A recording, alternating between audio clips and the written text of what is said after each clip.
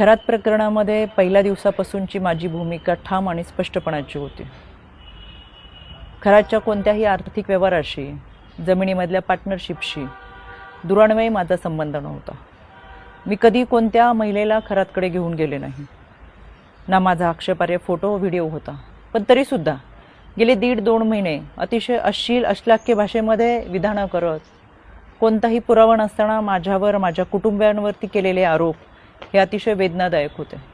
आणि म्हणून आता ही माझी लढाई कायद्याच्या चौकटीतून आहे। इतरांप्रमाणे माझ्या कुटुंबियांनी खरातला गुरु मानलं होतं आणि म्हणून जो पाद्यपूजेचा व्हिडिओ होता तो अतिशय जुना व्हिडिओ होता। त्यावेळेस मी आयोगाचे अध्यक्षही नव्हते, पण तरीसुद्धा खरात प्रकरणाचा तपास हा पारदर्शकपणे व्हावा यासाठी मी राज्य महिला आयोगाच्या अध्यक्षपदाचा आणि प्रदेशाध्यक्षपदाच्या अशा दोन्ही पदांचा राजीनामा दिला। तरीसुद्धा ज्या पद्धतीची चिखलफेक झाली, एआयचा वापर करून ज्या पद्धतीचे व्हिडिओ बनवले गेले आणि सातत्याने बदनाम करण्याचं षडयंत्र जे रचलं गेलं, त्याच्यासाठीची ही लढाई कायद्याच्या चौकटीतून। आणि म्हणून आशा मिरगे या बाईने डिबेट शोमध्ये अतिशय असभ्य भाषेमध्ये जी विधानं केली, ती विधानं ऐकून तर मला आश्चर्याचा धक्काच बसला। आणि म्हणून मी 4 एप्रिलला पहिली नोटीस ही आशा मिरगेला पाठवली होती।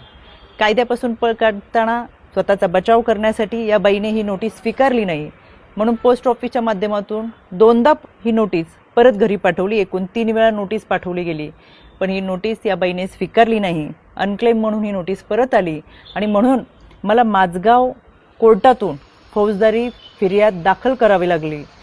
माननीय न्यायालयाने याची दखल घेऊन आशा मिरगेला 2 जुलै 2026 रोजी सकाळी 11 वाजता कोर्टात हजर राहण्याची ऑर्डर काढलेली आहे। त्यावेळेस मी देखील हजर असेलच, कारण की हा लढा आता स्त्रीत्वाच्या सन्मानाचा आहे। यामध्ये आशा मिरगेप्रमाणेच इतर काही महिलांनी देखील कोणताही पुरावा नसताना अतिशय बेताल विधानं केली, सातत्याने बदनाम करण्याचा प्रयत्न केला, आरोप केले। कोणताही पुरावा त्या सादर करू शकला नाही। त्या सगळ्यांना 2 दिवसापूर्वी दिल्ली हायकोर्टातून नोटिसा पाठवलेल्या आहेत। दिल्ली हायकोर्टातसुद्धा मी उपस्थित राहणार आहे।